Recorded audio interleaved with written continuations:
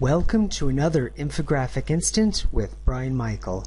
In this episode, we'll be looking at why do advisors in international financial centers get so much business? In order to think about the infographic, we have to know about the mystery of the disconnected advisors circuit. Now, this isn't an Agatha Christie novel. Instead, it's a paradox in the geography of international finance.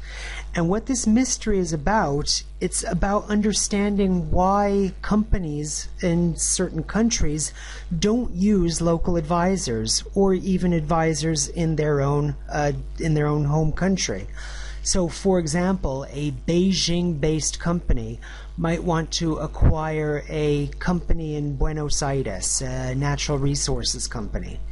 Now, in order to affect that M&A activity, both parties to that transaction, they won't use an advisor in Beijing and they won't use an advisor in Argentina. Instead, each side of the party might select an advisor from New York on the acquirer side and London on the target side, just to take an example.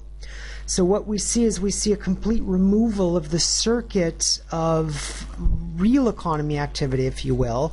We see a removal from those linkages between the companies and the advisors who advise on those transactions.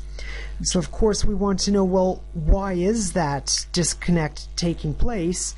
And from a policy point of view, we want to be able to advise governments in emerging international financial centers what to do so that the Beijing-based company or the Santiago, Chile-based company might choose Dubai rather than London. Looking at the infographic, as you see, there's two parts of this infographic. The top part looks at the geographical distribution of investment coming from China over the long term. And on the bottom, we show the deal sizes handled by advisors from particular jurisdictions.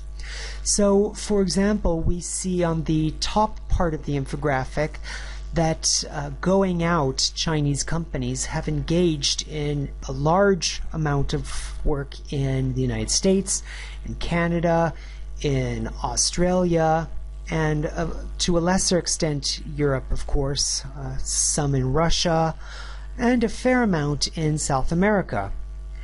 Yet, when we turn our attention to the bottom, which is the deal values of transactions handled by legal and financial advisors in different jurisdictions, we see a complete disconnect. So we see a huge blob of deal size in New York, we see a smaller blob in London. Interestingly, we see a fair amount of activity on the east coast of Australia, but there's not really a lot more advisory activity going on, with the exception, as you can see, in Europe.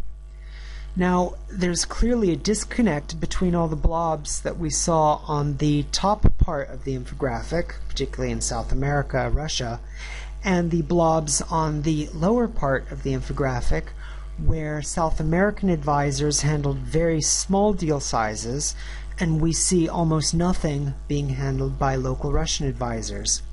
So the point of this infographic is to demonstrate this geographical disconnect and to provide a bit of background as we start to explain why this disconnect has come about and what policymakers can do about it. This has been another infographic instant with Brian Michael.